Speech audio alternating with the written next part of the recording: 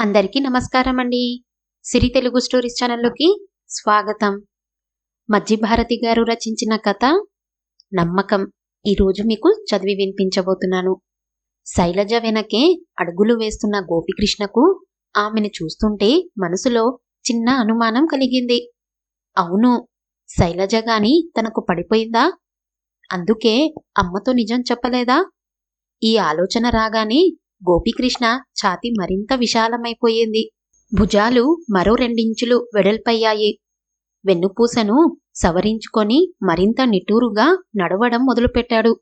శైలజ తనకు పడిపోయిందా అన్న ఊహ రాగానే మరింత హుషారుగా ఈలవేస్తూ నడవసాగాడు.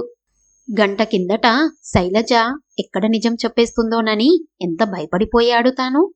ఏమి చెప్పలేదంటే తనంటే చాలా ఇష్టమై ఉండి ఉంటుంది. గంట కిందట తన ఇంట్లో జరిగిన విషయం గుర్తుకొచ్చింది గోపికృష్ణకు.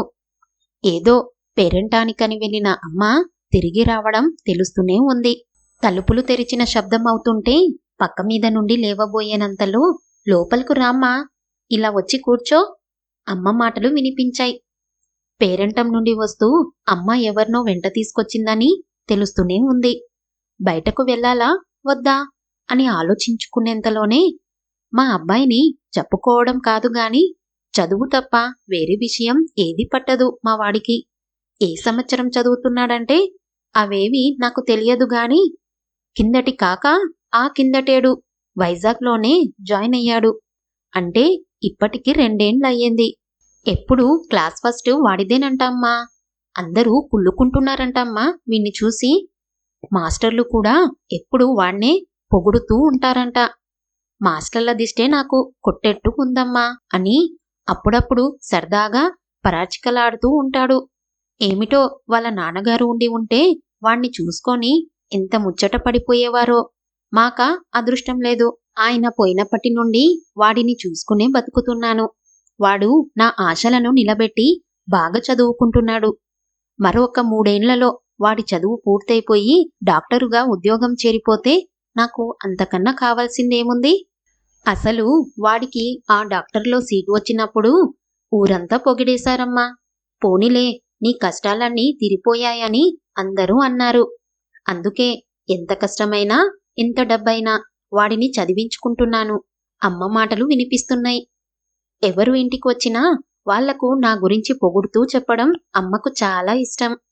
మరి నేను ఇచ్చిన బిల్డప్ అటువంటిది. మరి నన్ను బాగా పొగిడించుకున్నాక అప్పుడు అమ్మ, బాబూ ఇలా రా నాన్న ఒకసారి అని అమ్మ చేత పిలిపించుకొని అప్పుడు ముందు గదిలోకి గ్రాండ్ ఎంట్రీ ఇవ్వడం అంటే నాకు మహాసరదా. ఆ వచ్చిన వాళ్ళు, అబ్బా డాక్టర్ చదువు చదువుతున్నావా బాబు, ఎంతో తెలివైన వాళ్ళు గాని వైజాగ్లో సీటు రాదంట. మీ అమ్మ అదృష్టవంతురాలు. కొంచెం మా పిల్లవాడికి ఎలా చదవాలో చెప్పు బాబు, వాడిని డాక్టర్ను చేయిద్దాం అనుకుంటున్నాం అని మనతో బతిమాలుతున్నట్లు మాట్లాడుతుంటే ఆ ఎంజాయ్మెంటే వేరు. ఒక్కొక్కసారి ఆ వచ్చిన వాళ్ళలో అమ్మాయిలు కూడా ఉంటుంటారు. వాళ్ళు మన వంక హీరో వర్షప్తో అడ్మైరింగ్గా చూస్తూ ఉంటే ఆ థ్రిల్లే వేరు. నేను ఈ థ్రిల్లిళ్ళు మిస్ అవ్వడానికి ఇష్టపడను. అందుకే అమ్మ పిలిచిన వెంటనే ముందు గదిలోకి వెళ్లకుండా నిద్రపోయినట్లు నటిస్తాను. అప్పుడు అమ్మ, పాపం రాత్రంతా చదువుకుంటూనే ఉన్నాడు బిడ్డ. రాత్రి అసలు పడుకున్నాడో లేదో, ఇప్పుడు నిద్ర కొరిగిపోయాడు అంటూ నా గురించి వచ్చిన వాళ్లకు మరింత పొగుడుతూ చెప్తుంది. ఆఖరికి నెమ్మదిగా నన్ను నిద్ర లేపడానికి ప్రయత్నిస్తుంది. నేనేమో కళ్ళు నుమ్ములుకుంటూ అప్పుడే లేచినట్లు ఏంటమ్మా అని అమాయకంగా అడుగుతాను. అప్పుడు ఆ వచ్చిన వాళ్ళ గురించిన చుట్టరికమేదో చెప్పి, నిన్ను ఒకసారి చూస్తానంటే వాళ్ళని తీసుకొచ్చానురా గోపి, ఒకసారి కనిపించి వెళ్ళిపో అని బతిమాలినట్లు అడుగుతుంది. అప్పుడు తాను అమాయకంగా ఎంతో విధేయుడిలా అలాగేనమ్మా అంటూ ఆ ముందు గదిలోకి వెళ్ళి వారి ముందు దర్జాగా కూర్చుంటాను. మరి కాసేపు అమ్మ చేత పొగిడించుకుందామా అని దుప్పటి మొహం మీదకు లాక్కొని అమ్మ మాటలు వింటున్నాను. వాడి కాలేజీలోనే చదువుతున్నానన్నావు, నువ్వేం సంవత్సరం జాయిన్ అయ్యావమ్మా అని అమ్మ మాటలు వినిపించాయి. అమ్మో, మా కాలేజమ్మాయ్యా, కొంప మునిగిపోయింది అనుకున్నాను. నేను కిందటేడు జాయిన్ అయ్యానండి అని ఆ అమ్మాయి మాటలు వినిపించాయి. అయితే మా వాడి తర్వాతే జాయిన్ అయ్యావు. వాడి తర్వాత క్లాసులన్న మాట నీది. మా వాడి పేరు గోపి, నీకు తెలిసే ఉంటుంది అంది అమ్మ. మా సీనియర్ల పేర్లు మాకంత తెలియదండి, మా క్లాస్ వాళ్లే తెలుస్తారు మాకు. ఆ అమ్మాయి మాటలు వినిపించాయి నాకు. పోనీలే, ఇప్పుడు తెలుసుకుందువు గాని నిన్ను ఇంటికి కూడా పిలవకపోతే ఎలా? అదేమిటమ్మా, మన ఊరు చుట్టంచూపుగా వచ్చిన మా కాలేజీ అమ్మాయిని మన ఇంటికి కూడా పిలవాలా అని నన్ను దెబ్బలాడుతుంటాడమ్మా. వాడికి మర్యాదలవి చాలా ఎక్కువ. అంత చదువు ఉందని కొంచెం కూడా అహంకారం ఉండదు. ఆడపిల్లలంటే ఎంత మర్యాదిస్తాడో చెప్పలేం. ఆడపిల్లలను కన్నెత్తి కూడా చూడడు. నీతో చెప్పకూడదు గాని నువ్వు మా పిల్లలాగే అనిపించి చెప్పేస్తున్నాను, ఏమనుకోకు. బాగా చదువుకుంటాడని మా వాడంటే అమ్మాయిలంతా పడిచేస్తారంట. నీ కోడల్ని ఎంచుకోవాలంటే నాకు ఓ పెద్ద చిక్కు వచ్చి పడిందమ్మా అని ఎవర్ని ఎంచుకుంటే ఎవరికి కోపం వస్తుందోనని అంటాడు సరదాగా. వాణ్ణి చూశాక నువ్వు కూడా అంటావు, మీ అబ్బాయి చాలా మంచివాడండి అని అంటూ చెప్తుంది అమ్మ నా గురించి. అమ్మో, అమ్మ మాటలకు అడ్డుకట్ట వేయకపోతే లాభం లేదు. ఇంకా ఎన్ని చెప్తుందో నా గురించి. నేనంటే తెలియని వారి దగ్గర నా గురించి ఎన్నైనా చెప్పుకోవచ్చు. మా కాలేజీ అమ్మాయిలంటే కిందటి సంవత్సరమే జాయిన్ అయ్యిందంటే అమ్మో, మన పరువు బజారున పడిపోతుంది. అలాగని ముందు గదిలోకి వెళ్ళి ఆ అమ్మాయి ఎవరో ఆమెకు ముఖం చూపించలేడు. ఇక్కడ్నుండి పారిపోదామనుకుంటే ముందు గదిలోకి తప్పించి వేరే దారి లేదు. భగవంతుడా, ఏది దారి అని అనుకుంటుండగానే, నాన్నా గోపి, లేచే ఉన్నావా? ఒకసారి ఇలా ముందు గదిలోకి రా. మీ కాలేజ్ అమ్మాయి వచ్చింది, బయటకు వచ్చి పలకరించు అంటూ అమ్మ చకా వచ్చేసింది. ఇక వేరే దారి లేదు కదా. గుండెలు పిచుపిచుమంటుంటే ముందు గదిలోకి వచ్చాడు తాను. ఎదురుగా తన క్లాస్మేట్ శైలజ. ముఖం ఎక్కడ పెట్టుకోవాలో అర్థం కాలేదు. అమ్మ పుట్టిల్లు గురించి మేనమామ దగ్గర గొప్పలు చెప్పుకునేది అన్నట్లయింది నా పరిస్థితి. బిక్క చచ్చిపోయి హలో అని వినిపించినట్లుగా అని తల దించుకున్నాడు తాను. అదంతా మర్యాదేనని అనుకుంటున్నది అమ్మ. శైలజ ఎక్కడ అమ్మకు నిజం చెప్పేస్తుందోనని తనకు ఒళ్లంతా చెమటలు పడుతున్నాయి. తన గుండె శబ్దం తనకే వినిపిస్తుంది. అరిచేతులు అరికాళ్ళు చల్లబడిపోయాయి. అక్కడ అమ్మ ఉంది గాని లేకపోతే శైలజ కాలు పట్టుకునేవాడేమో తను నిజం చెప్పొద్దు అని. అమ్మా ఇదేది గ్రహించే స్థితిలో లేదు. తన ధోరణిలో తాను ఉంది. అమ్మా, మా అబ్బాయి తెలుసు కదా, కాలేజీలో చూసే ఉంటావు. బాగా చదువుకుంటాడు కదా, చాలా మంచివాడు కదా, అందరూ మెచ్చుకుంటారు కదా అమాయకంగా అడుగుతుంది అమ్మ. అవునండి, మీరన్నది నిజమే. తన వంక ఒక చూపు చూసి అంది శైలజ. ఆమె అలా అంటుందని ఎక్స్పెక్ట్ కూడా చెయ్యలేదు తాను. ఆమె మాటలతో 1000 ఏనుగుల బలం వచ్చినట్లయింది తనకు. జరిగిందంతా గుర్తుకు వచ్చింది గోపికృష్ణకు. తన పక్కనే నడుస్తున్న శైలజ వైపు చూశాడు. ఆమె తల తిప్పకుండా ముందుకే చూస్తూ నడుస్తుంది.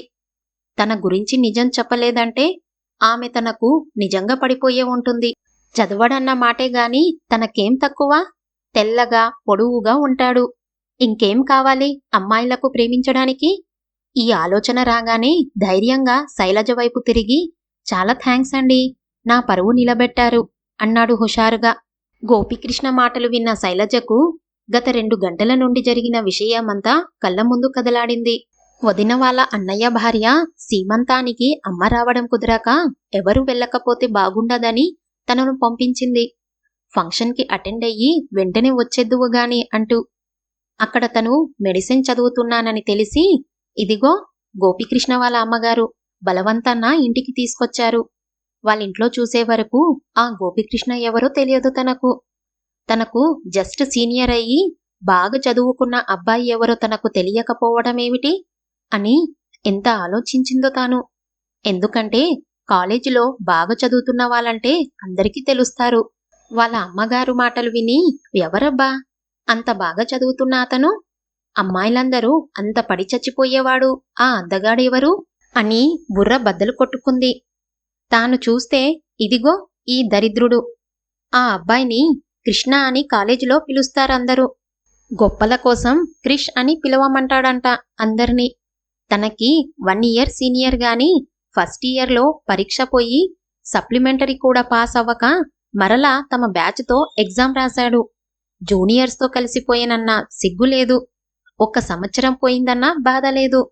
ఇప్పటికైనా బుద్ధి తెచ్చుకొని బాగా చదువుకోవాలన్న ఇంగిత జ్ఞానం కూడా లేదు. ఇలాగే ఉంటే 5 ఏళ్లు కాదు, మరో 10 ఏండ్లైనా వీడు మెడికల్ కాలేజీని వదులుతాడా? డౌట్. చదవడం సంగతి పక్కన పెట్టు, అసలు క్లాస్కే సరిగ్గా రాడు. వస్తే అమ్మాయిల మీద వెధవ కామెంట్స్లు. వీడు పెద్ద అందగాడు మరి, వీడికి పడిపోతారు వెధవ. ఎర్రకోతిలాగా ఆ రంగువాడు. పాపం వాళ్ళ అమ్మను చూస్తే జాలేసింది.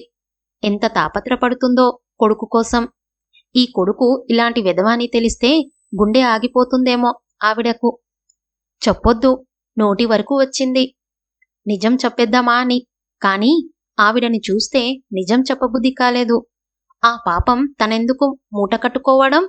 వాడి పాపం పండినప్పుడే ఆవిడకు నిజం తెలుస్తుంది. అందుకే తాను నిజం చెప్పలేదు.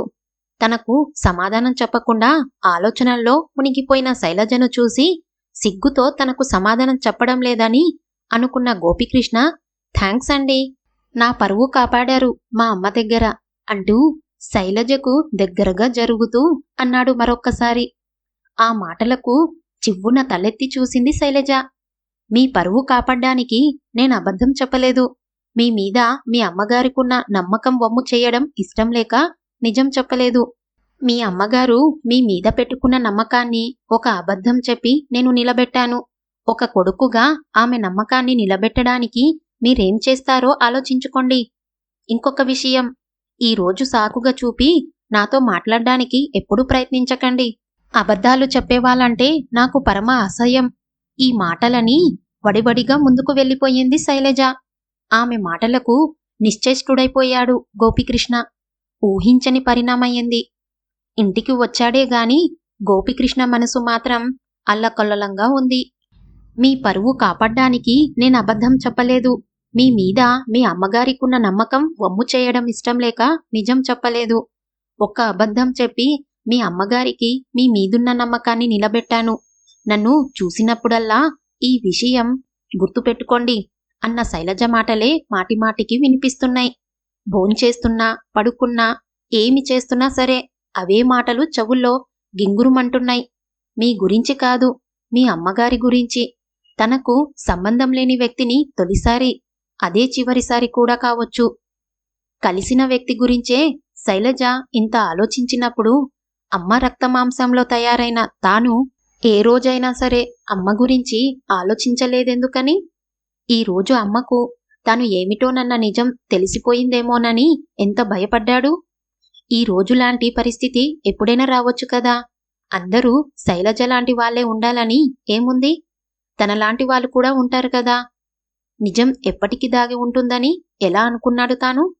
ఏ రోజైనా అమ్మకు నిజం తెలిస్తే ఆ రోజు పరిస్థితి ఏమిటి? ఈ ఆలోచన తనకెందుకు ఎప్పుడు రాలేదు? ఆలోచనలతో బుర్ర గిర్రున తిరిగిపోతుంది గోపీకృష్ణకు. పడుకోనాయనా, రాత్రి మరీ ఎక్కువసేపు చదవొద్దు. నిద్రపట్టక దొర్లుతున్న గోపీకృష్ణను చూసి అంది వాళ్ళమ్మ. ఎప్పుడైతే అటువంటి మాటలు విని ముసిముసి నవ్వులు నవ్వుకునేవాడో అమ్మని ఎలా బోల్తా కొట్టిస్తున్నానో అనుకుంటూ ఇప్పుడు ఆ మాట గుండెల్లో బాకుల గుచ్చుకొని బాధ పెడుతుంది. అమ్మ నమ్మకాన్ని తూట్ల పొడుస్తున్నావన్నట్టు. చిన్ననాటి తన ఫ్రెండు రాజ మాటలు పదే పదే గుర్తుకొస్తున్నాయి. చిన్నప్పటి నుండి నిన్ను మీ అమ్మ ఎంత కష్టపడి పెంచిందో నాకు తెలుసు. నీ అంతట నీకు మెడిసిన్ ఎంట్రన్స్లో సీటు రాదని తెలుసు. అందుకే తప్పు అయినా ఎంట్రన్స్ ఎగ్జామ్లో నీకు హెల్ప్ చేశాను. సీటు వచ్చాక కష్టపడి చదివితే మీ కష్టాలు గట్టెక్కుతాయని అనుకున్నాను. కానీ నువ్విలా చదవకుండా ఆడపిల్లలకు సైట్ కొడుతూ మీ అమ్మకు అబద్ధాలు చెబుతూ తిరుగుతున్నానని తెలిస్తే ఆ రోజు ఎగ్జామ్లో హెల్ప్ చేసేవాడ్నే కాదు. నువ్వు ఒకప్పుడు నా ఫ్రెండు అని చెప్పుకోవడానికే సిగ్గుపడుతున్నాను. నువ్విలాగే ఉంటే డాక్టర్వి కాదు కదా, నర్సు అవ్వడానికి కూడా పనికిరావు. ఆలోచించుకో. వాడప్పుడు 3rd ఇయర్కి వచ్చాడు. తనేమో ఇంకా 2nd ఇయర్లోనే ఉన్నాడు. ఇప్పటికైనా చదువు మీద శ్రద్ధ పెట్టకపోతే అదే సంవత్సరంలో ఎన్నాళ్ళు ఉంటాడో తనకే తెలియదు. తన తల్లి కష్టపడుతుందని వాడికి సానుభూతి ఉంది. మరి తనకెందుకు ఉండటం లేదు? అనర్హుణ్ణి అందాల మెక్కిస్తే ఇలాగే ఉంటుంది కాబోలు. అది తన ప్రతిభ కాకపోయినా మెడిసిన్ సీటు రాగానే తన కళ్ళు నెత్తికెక్కాయి. వచ్చిన అవకాశాన్ని నిలుపుకోలేకపోతున్నాడు తాను. తనకు నచ్చజెప్పడానికి ప్రయత్నం చేసి విసిగిపోయి తనతో మాట్లాడటం కూడా మానుకున్నాడు రాజా. ఒక పక్క రాజా మాటలు, ఇంకో పక్క శైలజ మాటలు. శైలజ తన వంక చూసిన చూపు, ఆ చూపు తనకు బాకులాగా గుచ్చుకుంటుంది. గోపి మనసులో అంతర్మథనం మొదలయ్యింది. నేను మారాలి, కష్టపడి చదివి ఇక నుంచి ప్రతి ఎగ్జామ్లో పాస్ అవ్వాలి. నేను తెలివైన వాడిననే నమ్మకాన్ని నిలబెట్టాలి. నా భవిష్యత్తును నేను నిలుపుకోవాలి. అమ్మ నమ్మకాన్ని వమ్ము కానీయను. బాగా చదువుకుంటాను. అమ్మకు మంచి పేరు తీసుకొస్తాను. మనసులోనే గట్టిగా నిశ్చయించుకున్నాడు గోపికృష్ణ. ఆ ఆలోచన రావడంతోనే మనసు తేలికగా అనిపించింది గోపికృష్ణకు.